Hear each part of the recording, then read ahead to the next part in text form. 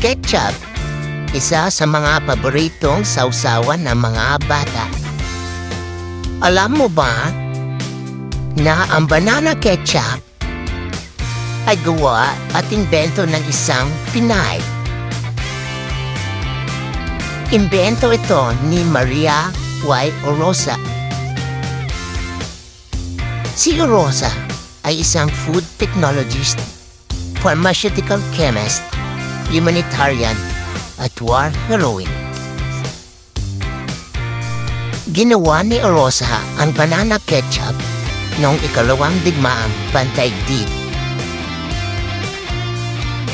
Dahil sa kakulangan ng mga produkto mula sa ibang bansa, kagaya ng Estados Unidos,